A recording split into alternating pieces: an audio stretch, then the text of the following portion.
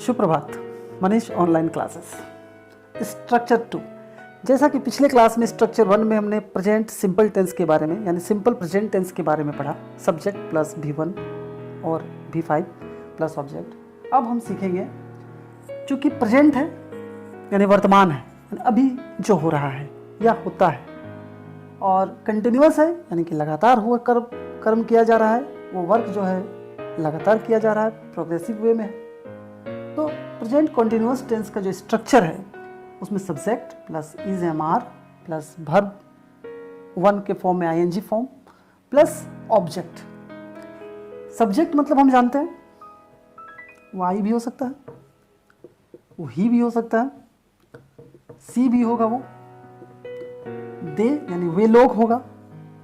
जैसा कि हम जानते हैं आई मतलब मैं, वह मतलब ही मतलब वह, सी मतलब वह स्त्रीलिंग फॉर्म है फीमेल के लिए, दे मीन्स होता है वे या वे लोग, यू मतलब तुम या तुम लोग या आप लोग, सिंगुलर और प्लूरल दोनों फॉर्म के लिए यूज होता है। और हम देखते हैं कोई भी naming word, suppose Ram, suppose Meena, और एक और हम बहुत इंपॉर्टेंट हम लोग के लिए वी का प्रयोग करते हैं, हम या हम लोग। इन सारे सब्जेक्ट, इसके अलावा भी बहुत सारे सब्जेक्ट हो सकता है, जैसे कि ए बॉय भी सब्जेक्ट हो सकता है और बर्ड्स भी सब्जेक्ट हो सकता है। तो ये सारे जो सब्जेक्ट हैं यानी कर्ता है, उनके साथ पहले के क्लास में पढ़े हुए नियमानुसार हम ऑक्सिलरी वर्ब यानी हेल्पिंग वर्ब का प्रयोग करते हैं। आई के लिए जैसा कि हम जानते हैं एम का प्रयोग करते हैं, ही के लिए इज का प्रयोग करते हैं, सी के लिए इज का प्रयोग करेंगे, दे के लिए आ का प्रयोग करेंगे, यू आ का प्रयोग करेंगे, राम इज का प्रयोग करेंगे, मीना इज हो जाएगा, वी आर का प्रयोग करेंगे, a boy is, birds are. तो according to subject we use helping verb. यहाँ तक तो आपने सीख ही लिया है या फिर आप जान लीजिए फिर से। इसके साथ ही हम लोग वर्ब का प्रयोग करेंगे। आई एम, अगर मैंने यहाँ ईट वर्ब का प्रयोग किया तो उसका आईएनजी फॉर्म ईटिंग हो जाता है।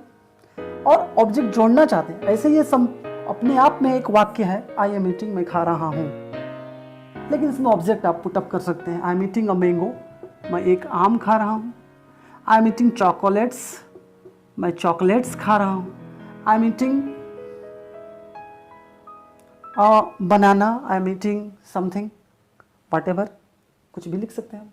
उसी तरह ही इज रनिंग, वो दौड़ रहा है।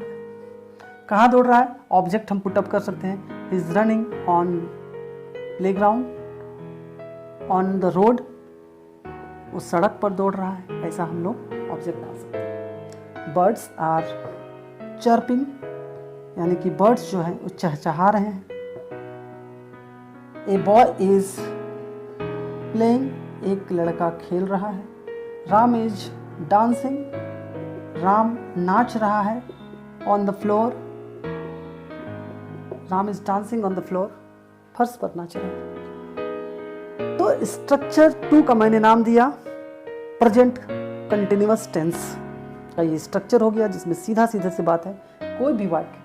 लेकिन इसके पहले एक चीज जो मैं बता देना चाहता हूँ वो ये है कि जैसा मैंने बताया कि डॉक्टर सबसे पहले बीमारी का पता लगाता है, उसके अनुसार उसका ट्रीटमेंट करता है, यानी कि उसका डायग्नोसिस करता है। डायग्नोसिस करने से पहले वो उसका सिम्टम को जानता है। तो हम इस सिम्टम क्या जाने, इतना वाक्यों के बारे में चर्चा करने पे हमने जाना कि प्रेजेंट कॉन्टिन्यूअस टेंस जो है, प्रेजेंट कॉन्टिन्यूअस टेंस में पहचान हमको क्या नजर आया।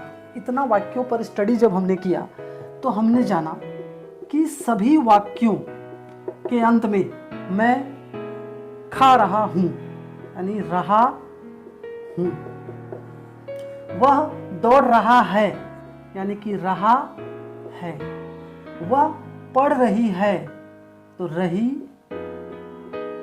है, तुम जा रहे हो यानी कि रहे हो, वह राम देख रहा है यानी रहा है, हम लोग खेल रहे हैं यानी कि रहे हैं।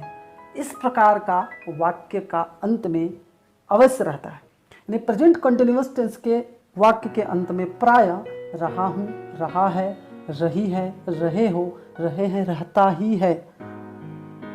वो चाहे एफर्मेटिव सेंटेंस हो, नेगेटिव सेंटेंस हो, इंट्रोगेटिव सेंटेंस हो या किसी भी प्रकार का सेंटेंस हो, तो उसके अंत में प्राय रहा है, रही हूँ, रहता ही है। अब हम लोग क्या देखते हैं कि इसके साथ हम लोग वर्ब के आईएनजी फॉर्म का यूज करते हैं। बिल्कुल आसान, हमने शुरू में ही देखा है। Eat, ate, eat, verb 1, verb 2, verb 3, verb 4 में आईएनजी फॉर्म, वर्ब 5 में एस या ईएस फॉर्म। यानी हम लोग ऐसे भी लिख सकते हैं, भी प्लस आईएनजी भी लिख सकते हैं या भी4 फॉर्म भी लिख सकते हैं, जो आईएनजी फॉर्म इसको हम लोग बोलते हैं।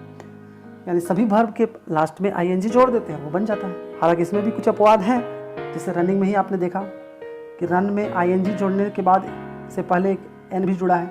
इसके संबंध में भी एक क्लास में मैं बताऊंगा आपको, थोड़ा सा क्लैरिफिकेशन हो जाएगा। तो इस प्रकार स्ट्रक्चर 2 को हम लोग समझते हैं और किसी भी प्रकार के वाक्य को बोल सकते हैं। चलिए आपके लिए एक प्रश्न, तुम जा रहे हो, आप ट्रांसलेट करिए। Very good. मैं खा रहा हूँ, आप ट्रांसलेट करिए। आई, वेरी गुड।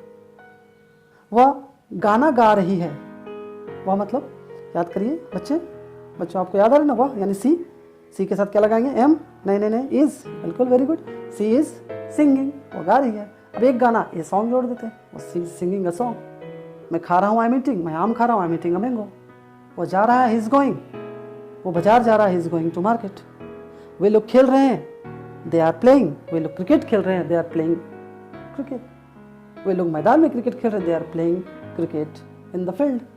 तो इस प्रकार आप ऑब्जेक्ट को और ऑब्जेक्ट डाल के वाक्य को लंबा भी बना सकते हैं। इस प्रकार आपने देखा स्ट्रक्चर 2 को, प्रेजेंट कंटिन्यूअस टेंस को। अगले क्लास में फिर मिलते हैं।